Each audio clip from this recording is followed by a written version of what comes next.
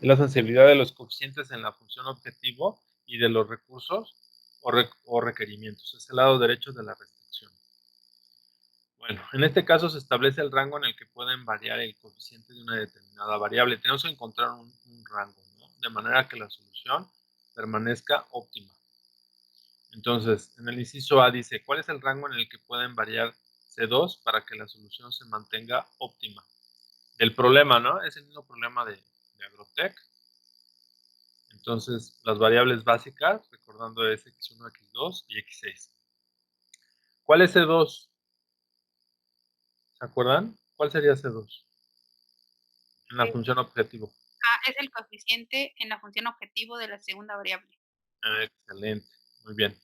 Entonces, vamos a ver hasta dónde puede cambiar o variar C2 y manteniendo el problema óptimo, ¿no? Entonces, lo que hacemos es agregar lo que es delta, ¿no? Delta es un cambio, ¿no? O sea, ¿qué tanto puede cambiar? Ese delta puede ser 0, puede ser menos infinito, ¿no? O infinito, o un número. Entonces, ahorita simplemente vemos que C2 es igual a 20 más delta. ¿Qué es C2? Tiene que ver con la variable, como decían, X2, que es el fertilizante 2. Entonces, delta puede ser mayor que 0, que representa un incremento, o puede ser menor que 0, que representa un decremento. Ahora, los elementos para las variables no básicas, x3, x4 y x5, pueden modificarse si se tiene que. Esto fue lo que ya hicimos, ¿no? Lo que hemos estado trabajando. Aquí sería los valores en el renglón de z de las variables que son no básicas, 3, 4 y 5, y las calculamos de la siguiente manera, ¿no? También lo podemos hacer así, con el vector x, j, ¿no? Que es igual a b inversa por aj. Entonces podemos sustituir, en lugar de poner toda esta parte, ponemos xj. Y lo que hacemos es, fíjense, ahora, en lugar de poner 20, ¿sí? Que es C2, el coeficiente de x2, vamos a poner 20 más delta. Entonces vamos a poner 18.5, 20 más delta por 0, y lo vamos a multiplicar por el vector, ¿no? XJ, que sería el de la tabla, el de la última tabla, el de la tabla óptima, que sería 1, 0, menos 0.05, 40 menos 20, menos 3, menos 20, 20 y 1. Son las mismas operaciones, lo único que cambiamos es que en lugar de poner 20, ponemos 20 más delta. Y al hacer las operaciones de matrices, pues me van a quedar deltas, ¿no? Entonces, si yo multiplico este por esta matriz, y luego le resto esto, me va a quedar 4 por 340 menos 20 delta, y en el tercer elemento sería 30 más 20 delta. Aquí lo que me está ayudando, bueno, es que en realidad las operaciones de las propiedades del dual simplex, lo que me están ayudando es ver qué tanto puede cambiar C2, para que el problema siga siendo óptimo. Al final es este resultado, ¿no? Entonces, fíjense, vamos a ver esta, ¿no? Vamos a separar. Tenemos 340 menos 20 delta y la vamos a igualar a 0, ¿no? O sea, lo que queremos es que esta diferencia sea igual a 0 para que se mantenga óptima la solución. Entonces, si despejo delta, quedaría así. 340 es igual a 20 delta. Entonces, delta quedaría 340 entre 20, quedaría delta igual a 17. Ahora vamos con la parte del verdecito. Sería 30 más 20 delta igual a 0, ¿no? Despejamos delta y delta es igual a menos 1.5. Entonces tengo dos valores de delta, ¿no? Delta igual a 17 y delta igual a menos 1.5. Tenemos un negativo y uno positivo. El problema es cuando tenemos dos positivos o dos negativos, ¿no? Pero vamos a ver en el otro ejemplo. Entonces, delta va a estar entre menos 1.5 y 17. Pero recuerden que C2 era 20 más delta.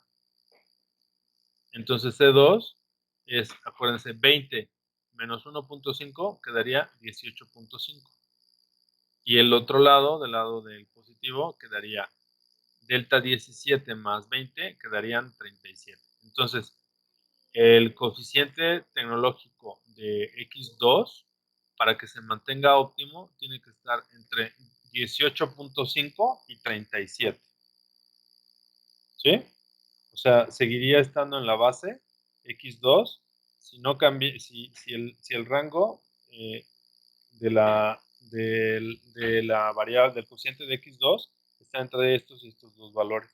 ¿Se acuerdan que en el caso 1,1 es cambios en los coeficientes, en el coeficiente tecnológico de las variables básicas? Hicieron un cambio.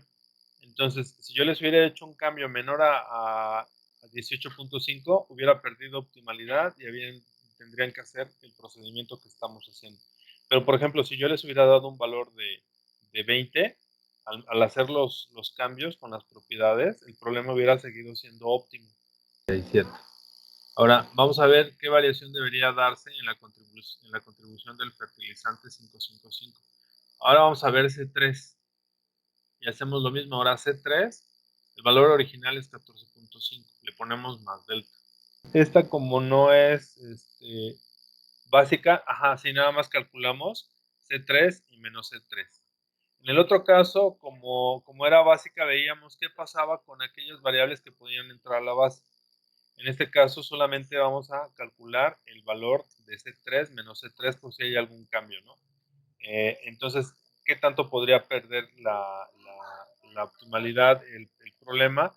En el incremento que tuviéramos en C3. Entonces, aplicamos la propiedad, coeficientes de las variables básicas, ¿sí? En la función objetivo por la B inversa por A3 menos C3.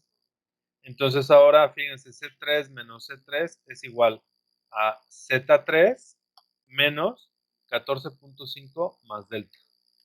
¿Sí? Entonces aquí está. Sabemos que Z3 menos C3 vale 4. Entonces esta diferencia vale 4.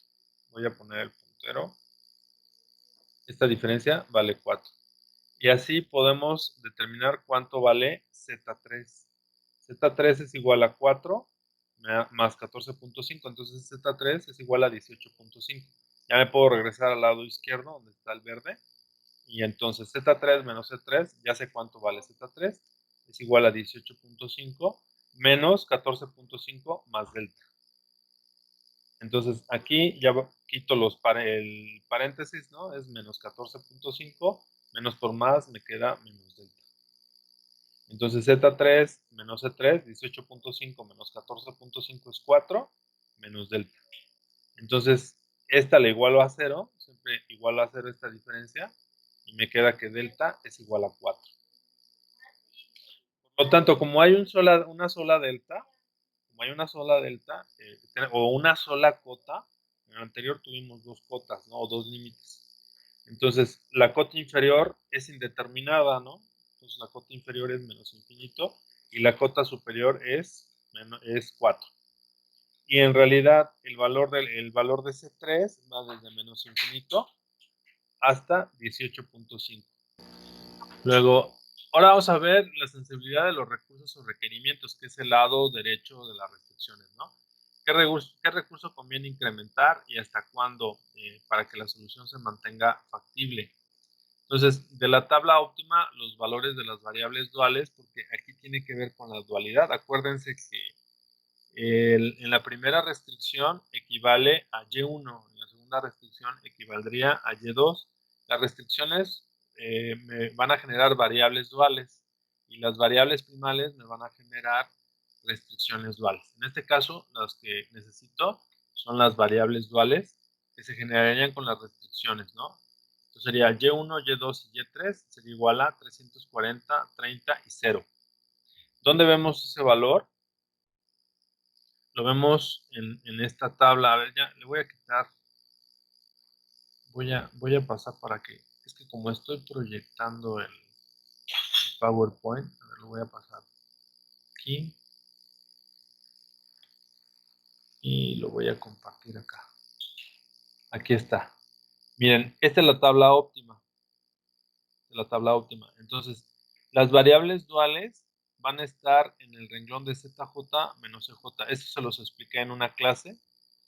Y fíjense, este es Y1, este es Y2 y este es Y3. Entonces Y1 vale 340, Y2 vale 30 y Y3 vale 0. Dice, dado que Y1 es igual a 340 y Y2 es igual a 30, conviene incrementar la disponibilidad de nitrato y fosfato. Fíjense, a estas variables también se les conoce como precio sombra. No es un video de terror, así se les conoce. Precio sombra a las variables duales. Variables duales. Y son muy útiles estas variables duales, perdón, estos precios sombra. ¿Qué me dice? Siguiente.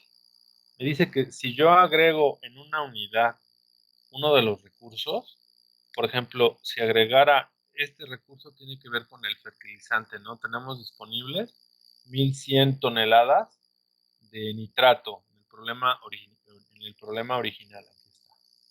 Entonces, este es el recurso 1, recurso 2 y recurso 3. Este es nitrato. Son 1100 toneladas disponibles de nitrato. 1100 toneladas de nitrato, 1800 toneladas de fosfato y 2000 toneladas de potasio. Entonces, pensando como una persona que toma decisiones, pues cuál me convendría incrementar, ¿no? Entonces, obviamente, si yo, ahí les va la definición de los precios sombra. Si yo incremento una tonelada de nitrato, me va a subir la utilidad en $340.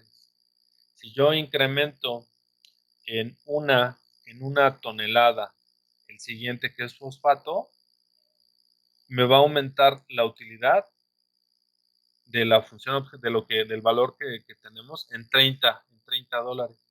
Si yo aumento una tonelada en el último, ¿no? Que es, ¿cuál era el último?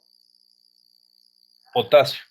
Si aumento una tonelada de potasio en su disponibilidad, ¿cuánto va a aumentar la función objetivo? 0. 0. Entonces, por eso dice, gracias Francisco, por eso dice que lo que conviene incrementar es la disponibilidad de nitrato y fosfato.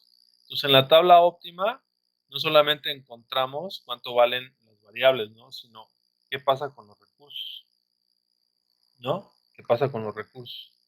Entonces, vamos a calcular ahora hasta qué punto puede cambiar B1. B1 es el recurso 1, o sea, el nitrato. ¿Hasta cuánto puede cambiar este 1100 para que la solución se mantenga factible? Ahora es factibilidad, es decir, que no aparezca, si es factible si no tenemos ningún número negativo aquí abajo. ¿Se acuerdan que luego perdemos factibilidad? Ahora vamos a ver hasta qué punto podemos hacer que se mantenga esa factibilidad. Entonces ahora B1 es igual a 1100 más ese delta, ¿no? Y vamos a aplicar ahora la propiedad 3, donde el vector solución XB es igual a la B inversa por B son los recursos originales, ¿no? En la primera iteración o en el primer modelo, en su forma estándar. Entonces, las variables básicas que tenemos actualmente en la tabla óptima son x1, x2 y x6. Y la b inversa, que es la b inversa en la tabla óptima, es 40, menos 20, menos 1, menos 20, 20, menos 20, 20, 0, 0, 0 y 1.